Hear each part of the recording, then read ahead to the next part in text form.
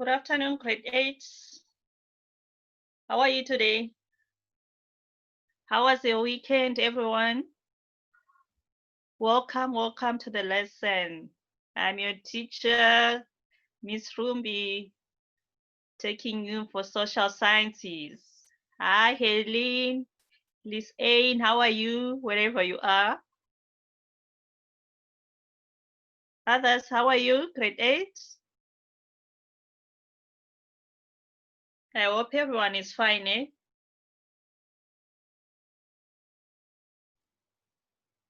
Please take care, please.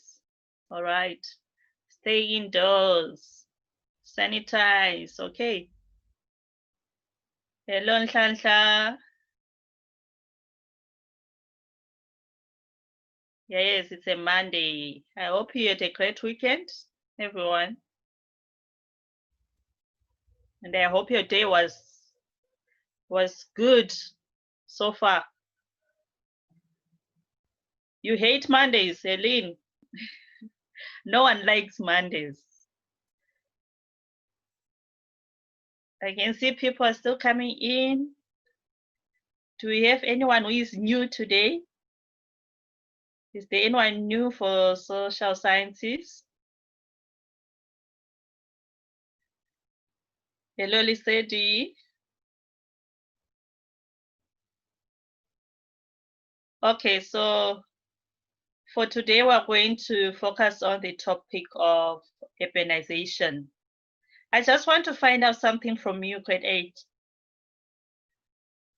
What do you know about urbanization? I'm sure you have heard of the word before. What does it mean? What do you understand? Just type for me your answers. Let me see. What do you know about urbanization?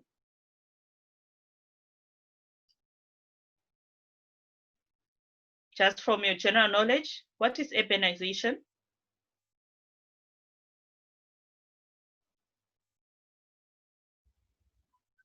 Before we move on into the lesson.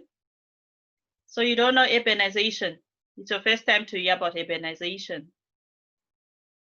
From Helene, a place getting better life. You were almost there, but not really. Thank you, Helene, for your answer. Others, what do you say? What is urbanization?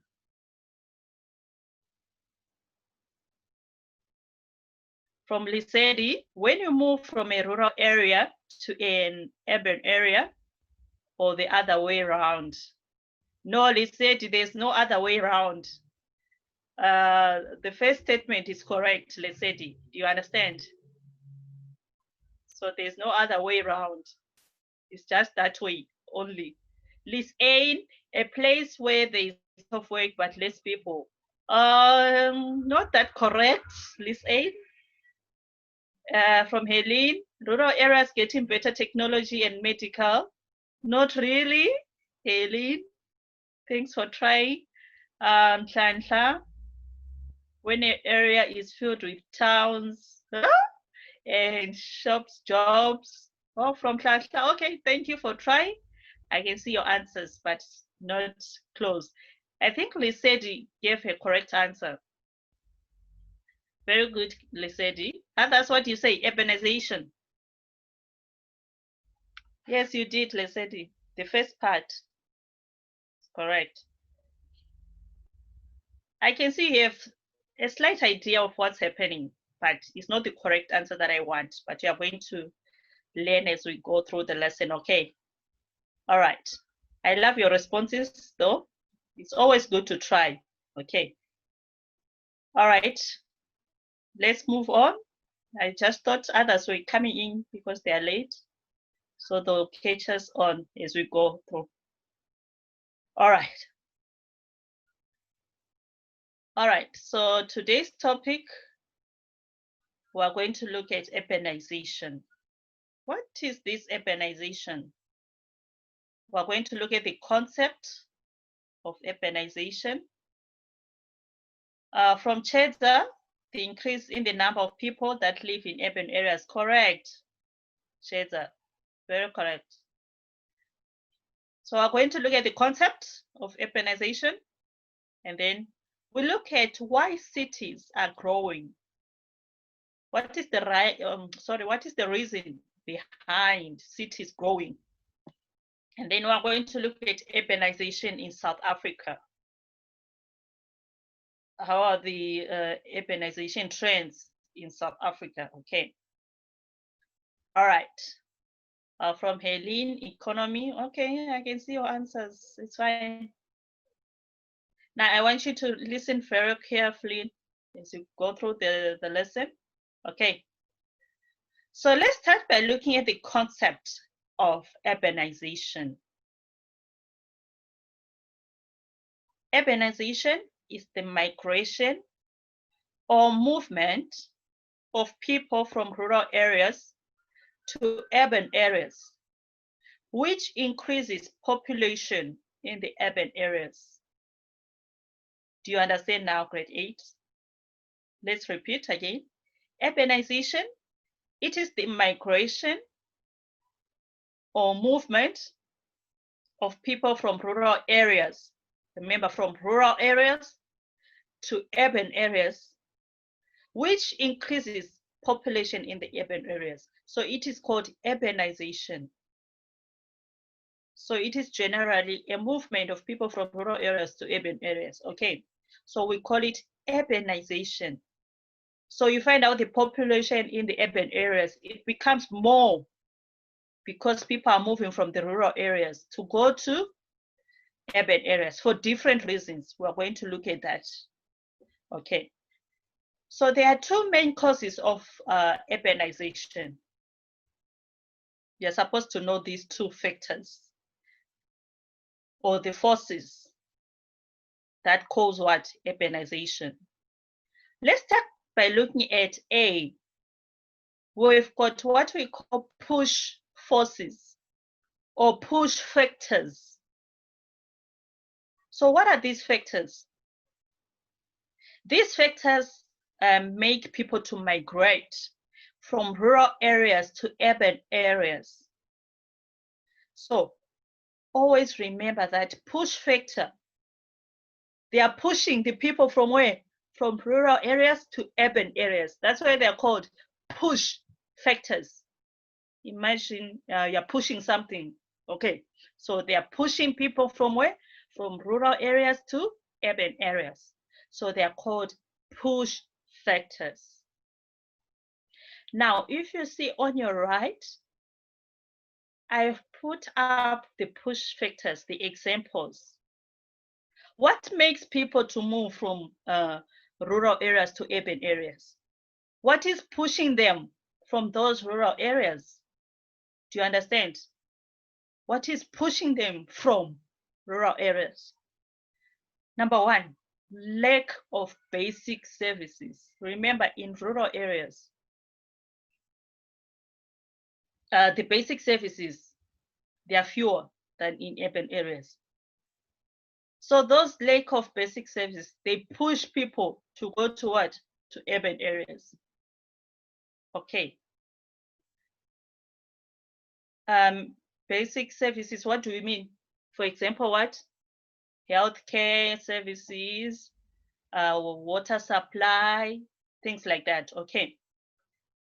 So if they don't have those services in the rural areas, they prefer to go to urban areas. Okay, number two, lack of proper housing and transport. So most of the people, they feel like in the urban in the rural areas, there is no proper housing, there is no proper transport.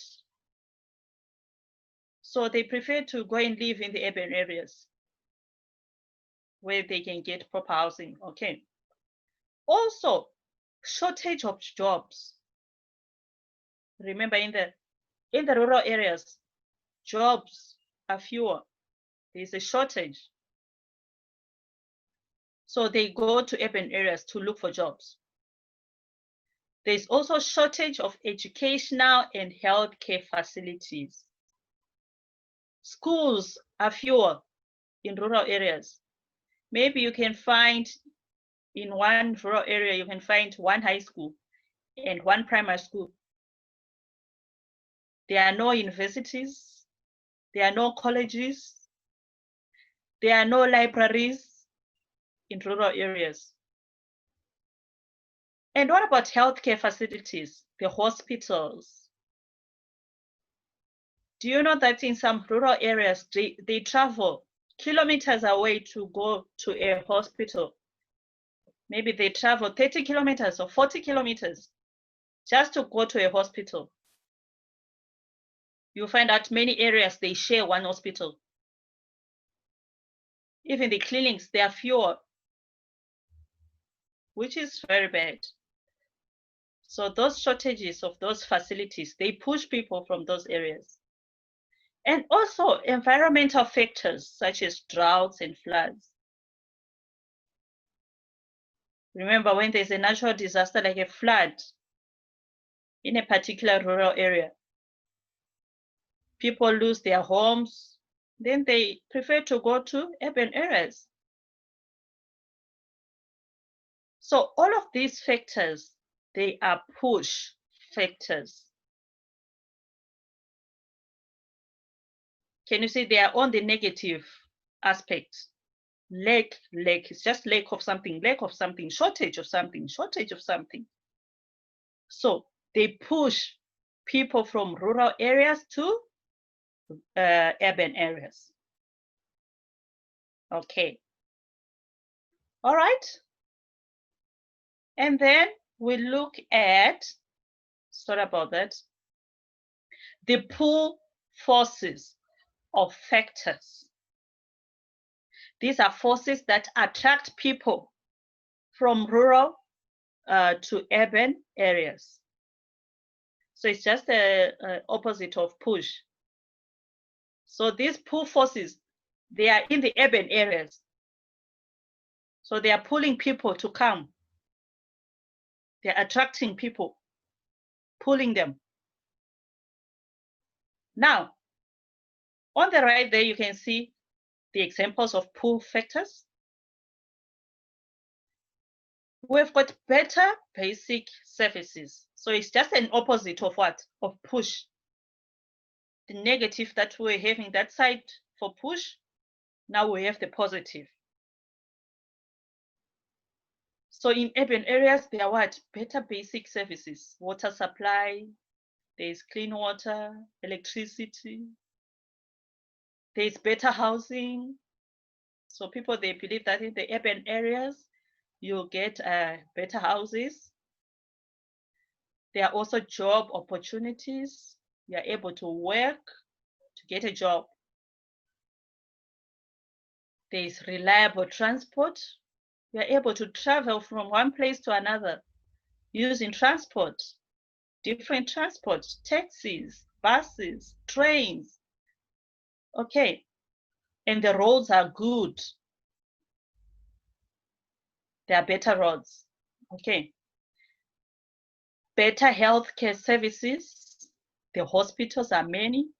There are clinics. Doctors are there, the nurses. Okay. There is better quality education in the urban areas. Universities, colleges are there. Many schools, you have got an option to choose which school you want to go to. High schools, primary schools. So there's better quality education. The libraries are there. You can go to the library and study. Unlike in the rural areas, where can you find a library? Okay. And also entertainment and recreational facilities. In the urban areas, people can go to the casino, they can go to the park, they can go to the stadium and watch soccer, they can go to the swimming pool and do swimming there. So those are the recreational facilities we're talking about in entertainment. You enjoy yourself in urban areas. So compare that to rural areas. Can we have a swimming pool in rural area? Yes, amusement parks. Thank you, Lisedi. So can you see the life is different from rural area to urban area? So those are the pull factors that we're concerned about. All right. So all of these, remember, they are the opposite of what? Push factors. All right. So it's nothing complicated, grade 8. All right. All right. So let's look at migration. What is migration? Migration is the movement of people from one place to another with the intention to live there. So people migrate for different reasons. For example, some foreigners who come to South Africa, they are migrating and they end up living in South Africa, but for their reasons. Okay, so migration differs from one person to another.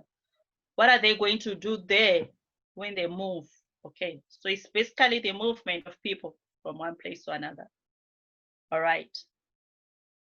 So it's also related to urbanization, this migration, because people are migrating from rural areas to urban areas. All right.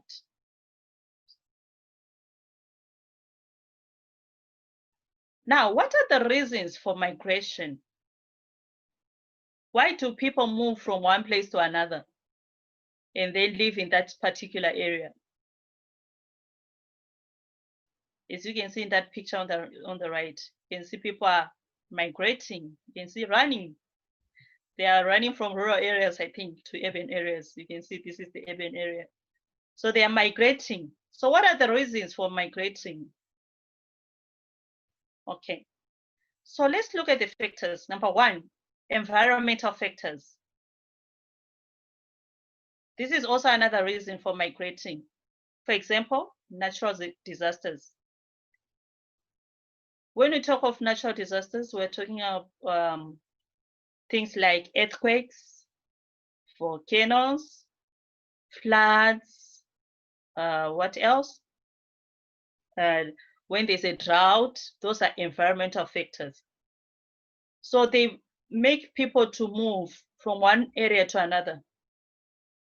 If maybe your area, there was a flood or an earthquake, you are forced to move to another area. And it is called what? Migration. When you move from one place to another, it's migration. Okay, so you can be affected by what? Environmental factors, such as natural disasters. Remember, in those countries where they experience natural disasters, like tsunamis, earthquakes, they have to migrate to other countries because of those natural disasters. So those are environmental factors.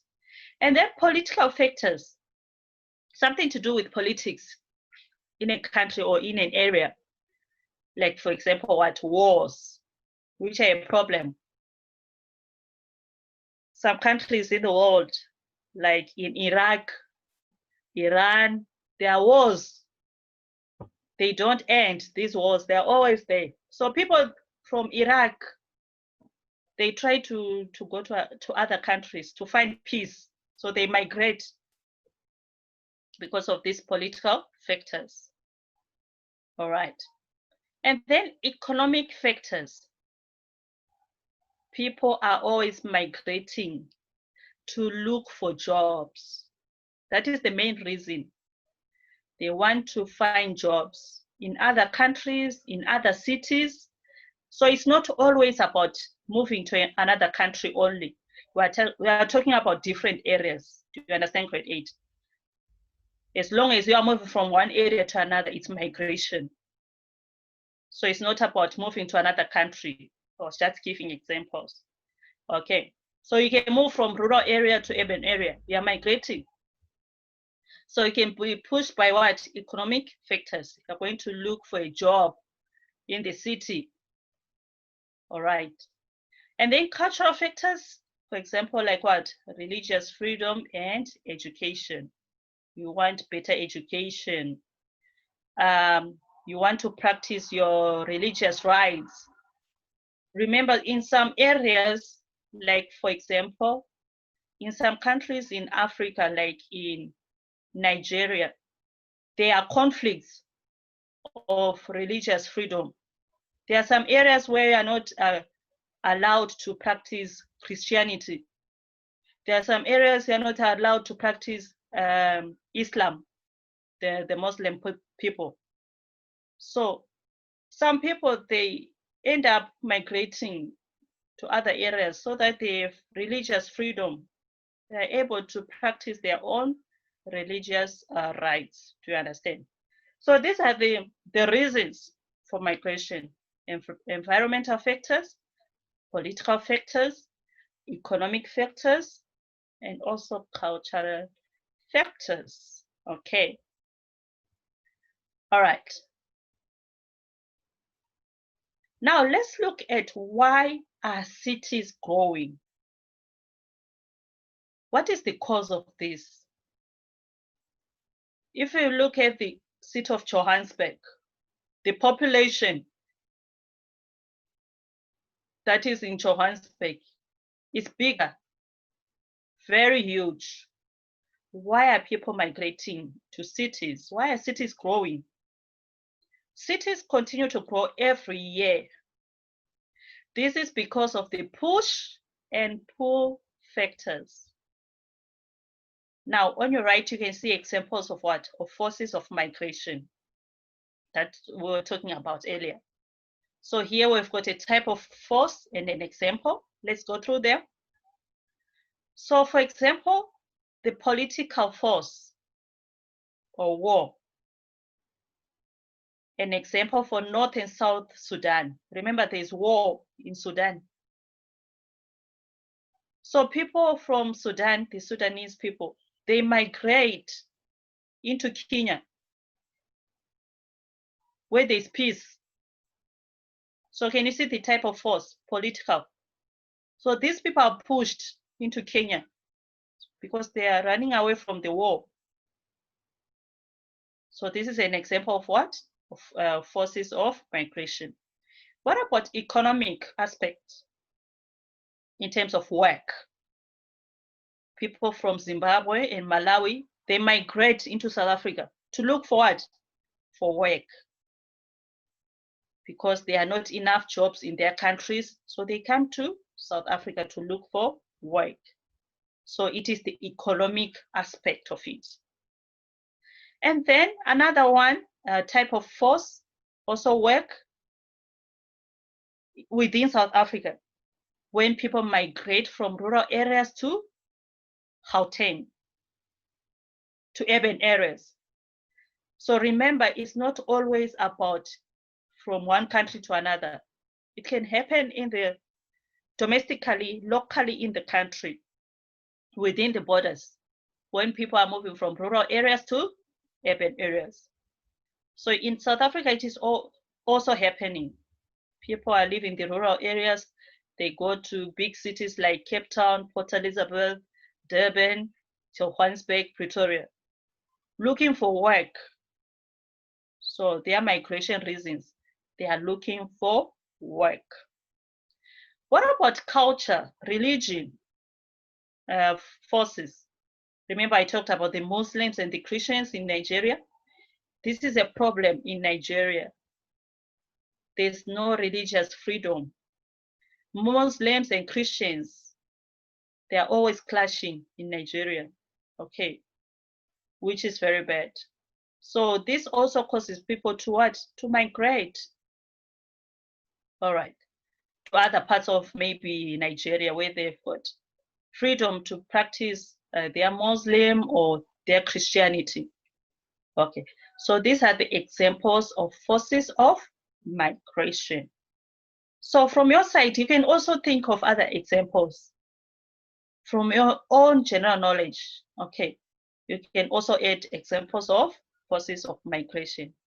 What if they were to ask you, what makes people to migrate? How are you going to answer that? Or if they ask you, why are cities growing? What is the reason these cities keep on growing? The population size is increasing. What is causing that? So you should be able to answer that. Okay, you have an idea now of migration forces. Okay, grade 8. And then we look at urbanization in South Africa. The growth of settlements in South Africa was also influenced by political factors during apartheid. The apartheid government passed laws that determined where people could live. So mostly our settlements in South Africa, if you ever noticed, they were shaped or influenced by what? The laws, the acts of the apartheid government.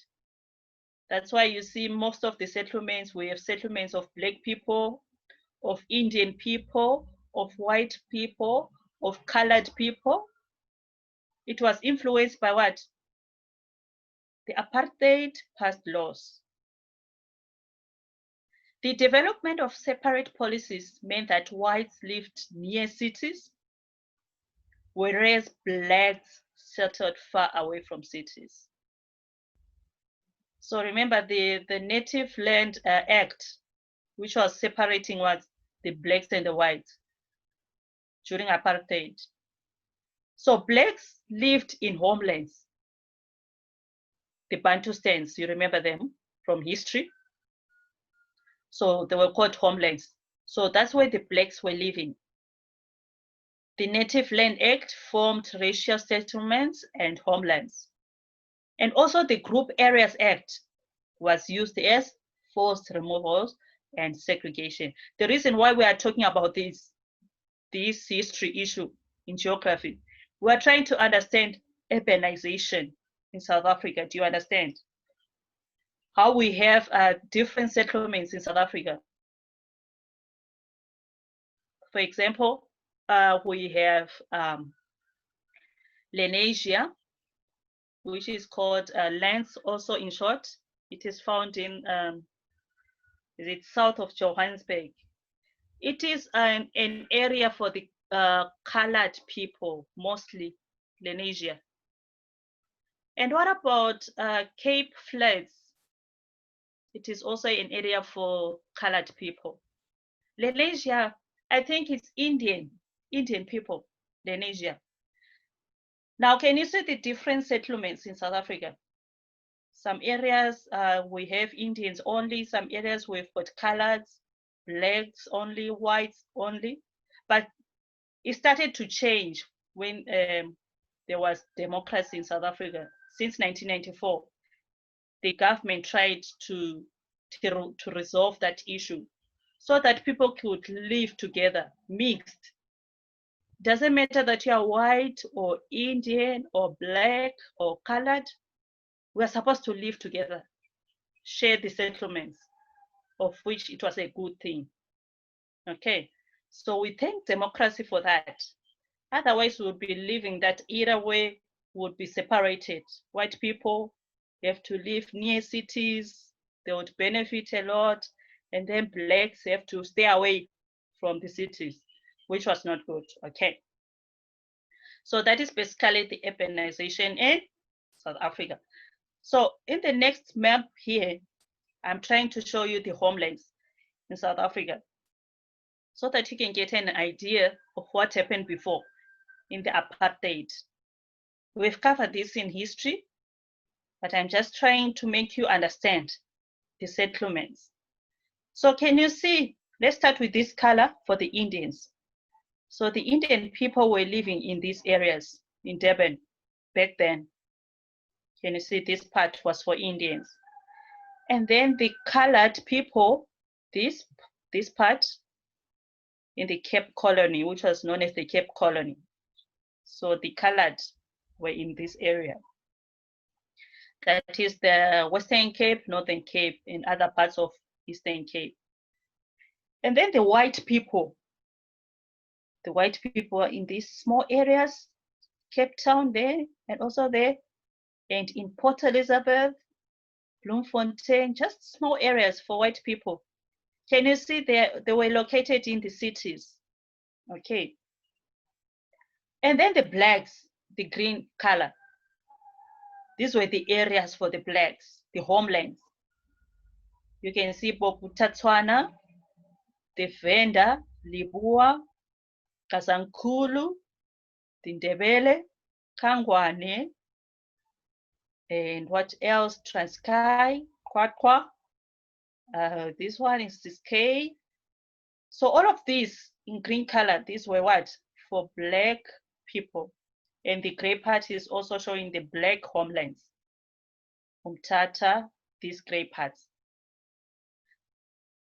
So this is how the apartheid government separated people in terms of what? Homelands. So all of these were settlements that were created, okay, for different people. But now people were mixed, were free to go and live in Cape Town, in the city. There are no limits based on race or color. They are free to move and go and live in the cities. Okay. Okay, so that was urbanization in South Africa. I think we're done for today. Wow. I hope you got something, grade 8. Did you learn something about urbanization today?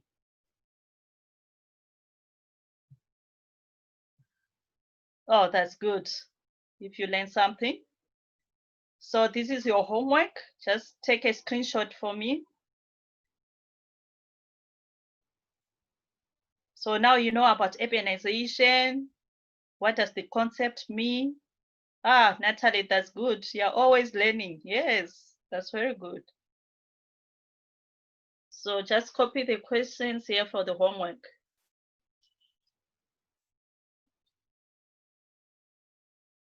Indicate for me when you're done. Done, done, done.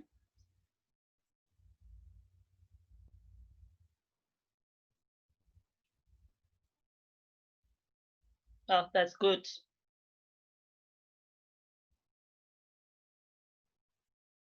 From Lisedi, were there specific provinces for specific cultures? Yes. So like the Swazi people, they were living in their Swazi kingdom, the Zulu people in the Zulu kingdom, you understand? Lisedi.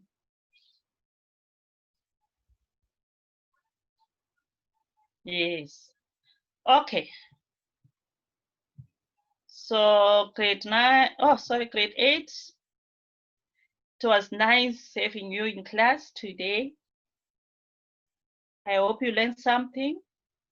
I'll see you again tomorrow, same time, eh? Take care, guys. Grade 8, sorry. I'll see you tomorrow, same time. Be safe. Keep warm, eh? Bye. Same to you, Liz Anne. Enjoy your